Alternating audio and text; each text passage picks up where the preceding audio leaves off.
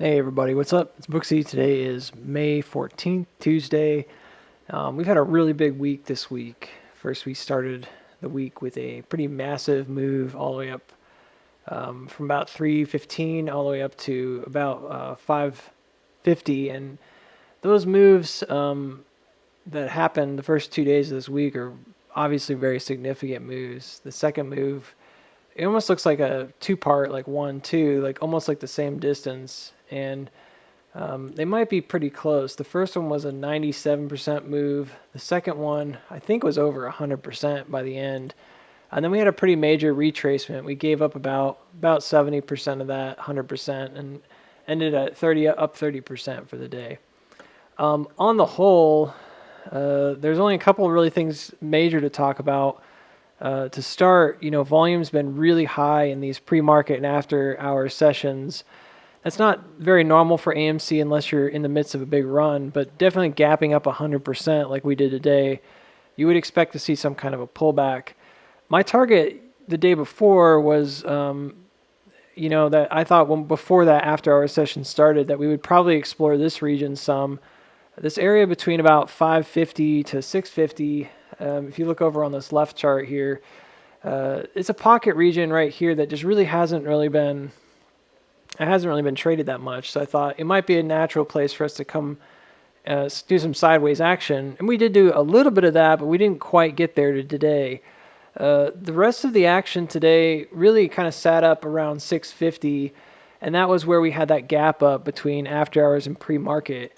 That was a pretty key level in my book, and it also happens to be like a 3/8 fib. So finding support there at the end of the day did seem like we probably have a little bit of a bullish run in extended hours. It does look a little bit like what we saw here, previously in our extended hours where we pushed up, we found a support a little higher. It's at that 725 level. Talked about a lot of these things on stream today. And then we saw a secondary push that went up into this range that I mentioned, like 770 to 775. Like once you get above 775 here, you should start seeing that turn as long as you find support. But this 775 is contingent on that support. But right now it looks like a very large, M-shape structure, which is typical of like a sine wave cross where you're kind of moving across ranges. And I think it's pretty obvious that we're looking right now at this being kind of the main creek that we now need to sort of best. So you can see right there, I've adjusted this mark just now. We jumped the latter creek, or the earlier creek, I'm sorry, by the end of the day. So for now, like, I'm not super concerned about this. The price action looks okay. In the case of any kind of a distributive action going into tomorrow, let's say this were to drop down, even if it came back to solid, like the same place it started, it's possible that this is going to change a little bit over time. These after-hour sessions have been used to really push the stock. I think big picture, there's a lot of places we could probably come back to. The 3.8 was hit today and it held. It was around 345, and I think 350 was a little more critical. And I had that marked off. The bigger problem, I think, if you're going to say there's a problem, there's two issues, okay? So number one is you're kind of right now, you're sandwiched between the 4-hour on the 180, which is down here, and then the 180 daily, which is up here around 1060. Tomorrow we'll see again like kind of where it is and see if it's been pulled down more. But for now it's up here around 1050, 1060. I kind of drew out where I think it's going to be over the next few days, and coming down here if we kind of maintain this sort of chop.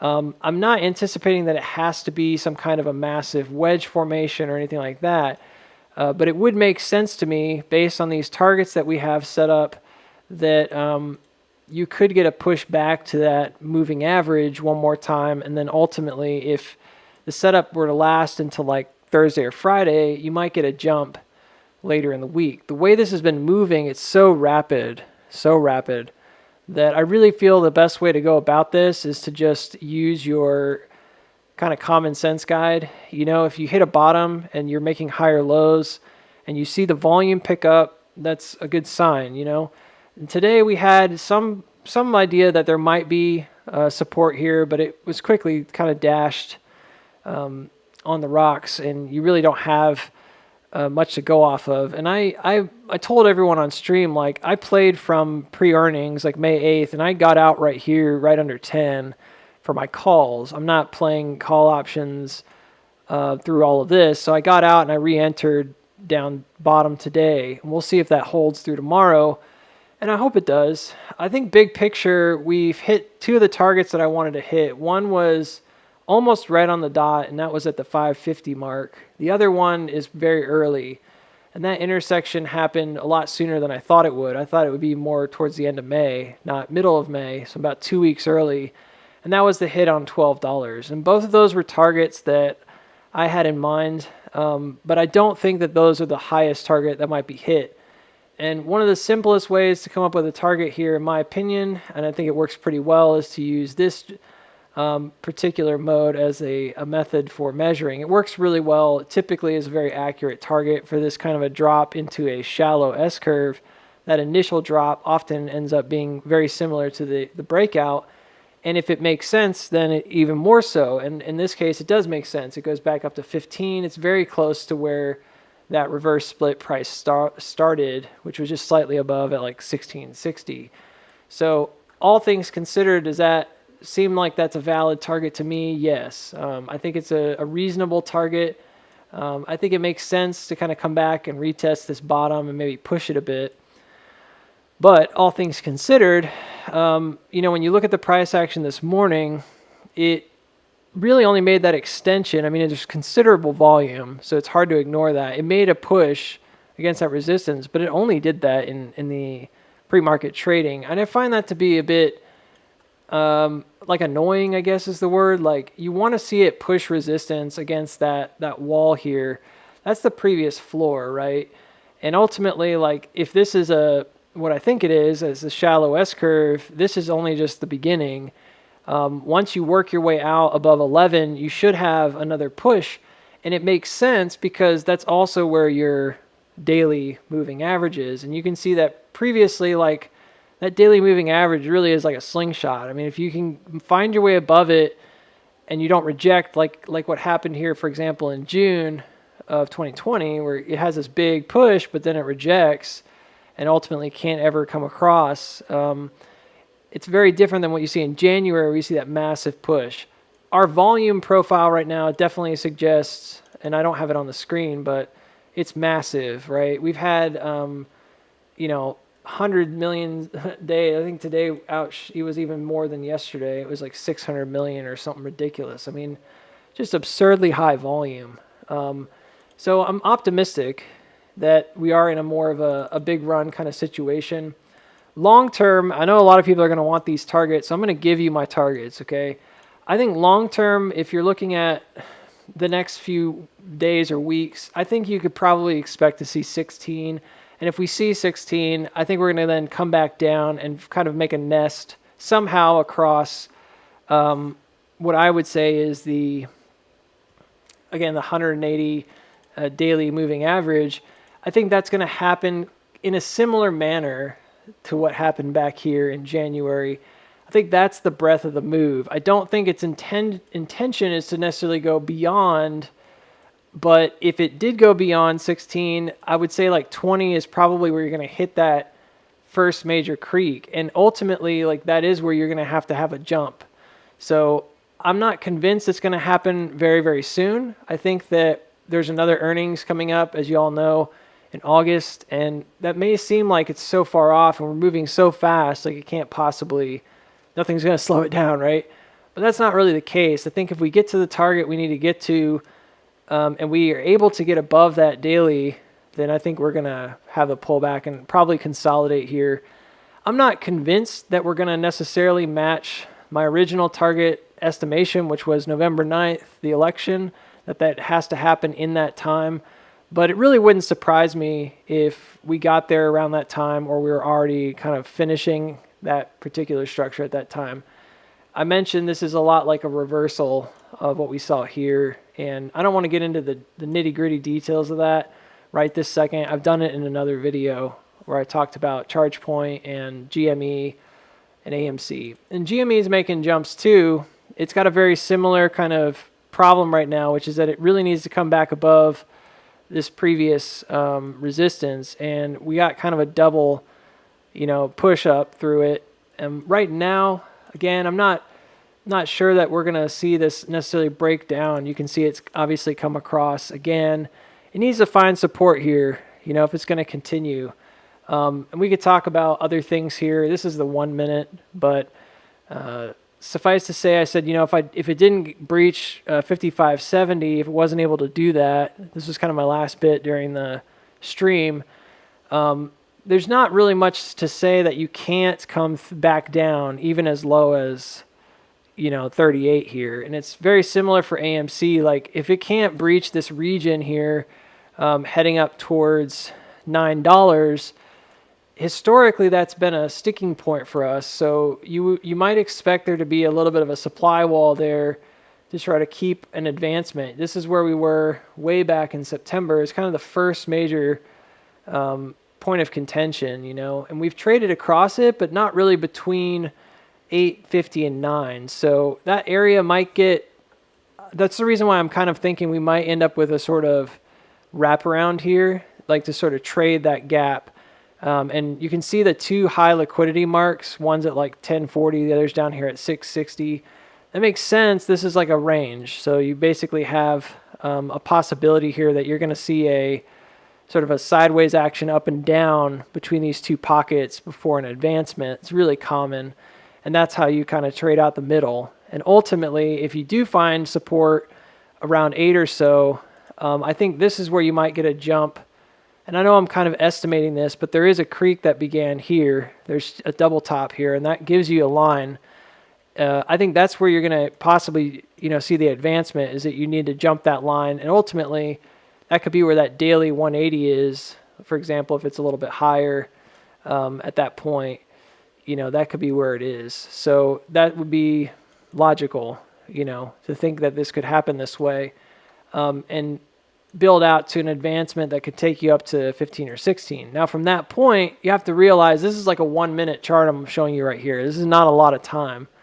So in reality, that could take a couple days, but what that might look like on here is a massive like push with a pullback that's nearly, if it's done here, it's 38%. If it goes down, we'll talk about this in a minute, to 530, it could end up being a 50% retracement.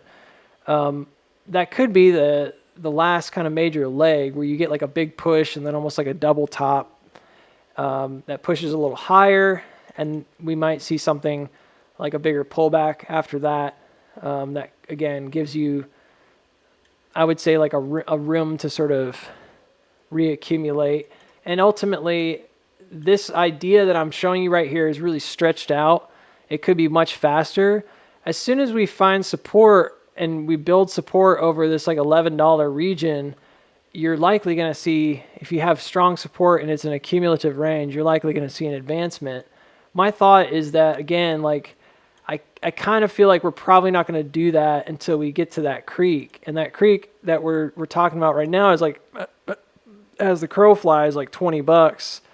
But I don't know if we're going to get there on this push, And if we did, then you have a 50% retracement come way back down, or just even back to 11 from 20 is like a pretty significant pullback. So all of those things are definitely like future, like looking forward. I want to keep this video really short, so I'm going to just give you like what I think is sort of the good and bad here. So the good is that we have seeming like support in creek crosses and all that stuff. We've got a fairly straightforward wave in this after hours session. I did see the support at 650 as a positive. I did see this as a more of a bullish exit, but in the event that we did come down, you really just need to hold above 533. I don't want to see it drop below that. And it's not just because it's like below a 50% retrace. It's also because if you look, we specifically found support and closed above 510 right here. You can see on my screen, it's the previous tops from February is the last earnings. And when you look at what we did right there around like the $5 mark, this is it. We've tapped this, and so I don't really want us to come back down that low if possible, because there's two creeks that would then be lost. One would be this downward motion here, which, though it's not the most important thing in the world, it was met today. Like, this is one I thought we might touch, and we came back and we actually tapped it already right here in this downward motion. So it'd be like a double test on that, but then worse if you drop below the 530. So the double test is fine, sorry. But if you drop below that, you're now breaking down. So it's not holding support anymore here. It's now like going through that. The other one is this ascending creek, which provided me with that first target. I think it's important that when you have these established trends, especially on what I would call like the second cat ear, that you don't come back down through it. Typically, that's a distributive action. So in addition to it being like the 50% retracement, dropping through here or creating like a support above and then dropping and doing it again, that's a lot more similar to what we saw in March when we had that massive push up of like 160%. And this is even bigger than that. This is like 300.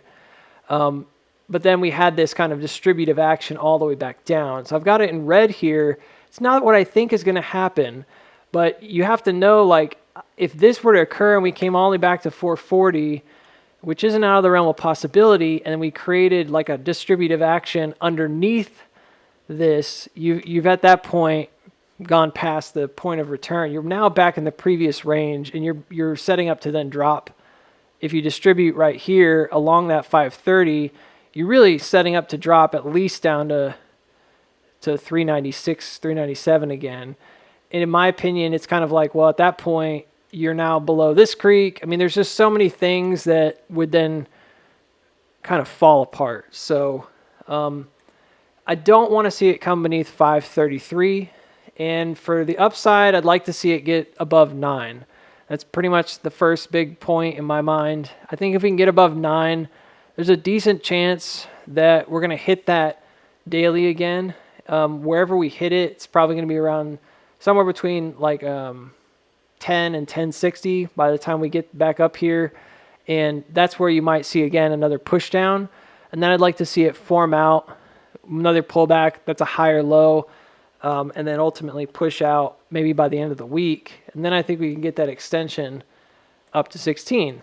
Well, Booksy, it's been going so fast. What if it does all this stuff? And I mean, what if? You know what I mean? Like, if it does all that stuff in pre-market tomorrow, great. We'll see. I mean, I don't know what to say. Like, I can't control that. If it did this push up and had a pullback and then ran up already, so be it. Then you're there. I'm not anticipating anything much higher than about that 1560 area, maybe up to 16. And if you get a bigger extension, then you get a bigger extension. But the first two targets have already been met. So I'm not saying the run is over. I really don't think that, unless this is going to be long-term kind of sideways underneath 11, which doesn't really make sense to me given this structure and this setup. After we make these checks, I think we made one big one today at 650. I think we're going to just advance more, and we need to push that creek again. And ultimately, from that point forward, I think it's anybody's guess, but I think at that point, you really just want to see it set up above 11 at some point. And we don't know if that's going to be immediately or down the road. So those are my key levels, okay? And that's kind of what I'm looking for here. I want to see that jump. GME is kind of the same way, although I'll be honest, I picked out a target of $85, and that was the target that's the Bukowski target for this wedge. So, I've mentioned it before, like a lot of people, I don't know, they kind of rag on Bukowski methodology for some reason. They don't like the idea of like statistics, but I mean, the statistical breakout for this large wedge on average would have gotten you up to 85. And when you look at where 85 is, it got really close, in this push up, didn't quite get there. But if you look at where that is, I mean, that's historic highs, like near historic highs. So the fact is, like, where we are in AMC versus where we are in GME are pretty different at this point. And again, I'm not trying to like beat down on AMC or something, but the setup here on AMC is different. And so I'm looking for different things in these setups. I don't see a major creek jump on AMC yet. I just don't see it. I see a price target that looks like it's going to come below that creek, and then we'd have to reaccumulate. And GME is a little different. I got this price target at 85, and I don't suspect that it's extremely different from that point of view, in that maybe if you get up to here and you build out a reaccumulation, then you can have another advancement. So instead of it being like it was back here, or maybe kind of like it was back here, where you've got sort of a build out reaccumulation before push. Of course, we know that AMC and GME were different in that way, because this was actually the January move for GME. It didn't have like a June move per se, like AMC did. It was like a secondary action that happened over here, and it wasn't higher than previous highs.